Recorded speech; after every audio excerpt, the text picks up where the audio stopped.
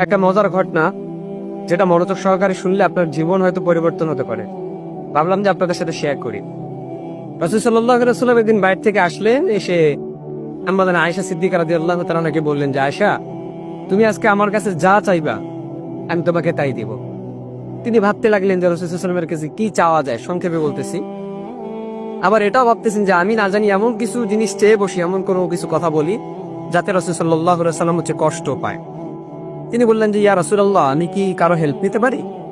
বললেন যে, হ্যাঁ, নিতে পারো।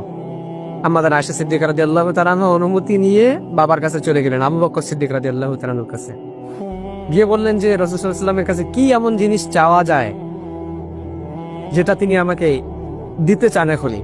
আবু বকর সিদ্দিক রাদিয়াল্লাহু তাআলা বললেন যে, তুমি আল্লাহ হাবিব সাল্লাল্লাহু আলাইহি ওয়াসাল্লামের কাছে এমন জিনিস চাও যে তিনি মেরাজের দিনে, মেরাজের রাতে আল্লাহ পাক রব্বুল আলামিনের কাছে যাওয়া আসার মধ্যে কি এমন জিনিস আল্লাহ পাক তাকে বলছিলেন যেটা এখনো পর্যন্ত কোনো মানুষ জানে না, তিনি কাউকে বলেন নাই, গোপন একটা কথা।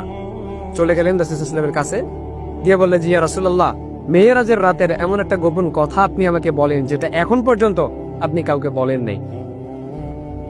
তো রাসূল সাল্লাল্লাহু আলাইহি ওয়াসাল্লাম মুস্কি হাসলেন এবং তিনি রসিকতা করলেন একটু আয়েশা সিদ্দিকা রাদিয়াল্লাহু তাআলার সাথে, যে তিনি বললেন যে, আমি যদি গোপন কথা তোমাকেই বলে দিলাম তাহলে গোপন আর গোপন থাকলো কই?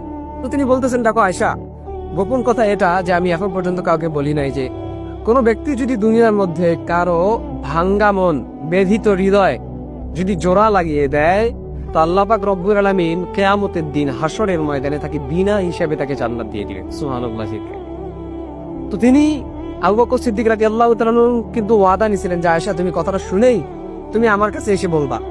তো কথা মতো তিনি চলে গেলেন, বাবার কাছে গিয়ে বললেন যে, রাসূল সাল্লাল্লাহু আলাইহি ওয়াসাল্লাম বলছেন যে গোপন কথা হচ্ছে কেউ যদি ব্যথিত কারো হৃদয়, কারো ভাঙ্গা মন যদি জোড়া লাগিয়ে দেয়, তো কিয়ামতের দিন আল্লাহ পাক তাকে বিনা হিসাবে জান্নাত দিবেন।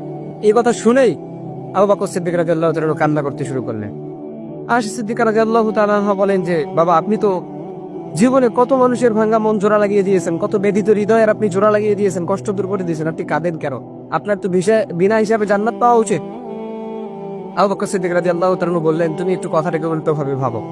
না জানি আমি নিজের অজান্তে কত মানুষের মন ভেঙে ফেলেছি, নিজের অজান্তে কোনো মানুষের হৃদয়ের মধ্যে আমি কষ্ট দিয়ে ফেলেছি। কিয়ামতের দিন যদি আমার হিসাব চার আল্লাহ পাক যদি বিনা হিসাবে আমাকে জাহান্নাম দিয়ে দেন, তো আমার ফয়সালা, আমার সেদিন কি হয়ে যাবে?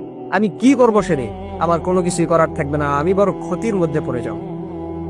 তো এই জন্য আল্লাহর হাবিব সাল্লাল্লাহু আলাইহি ওয়াসাল্লাম বলতেছেন, দুনিয়ার মধ্যে তোমরা কারো মন নিয়ে খেলা করিও না, মানুষের মন ভাঙিও না, হৃদয়ের ব্যথা তাকে নিয়ে আরো রসিকতা করিও না। তার যতটুকু হৃদয়ের ব্যথা আছে সেগুলো মুছে ফেলার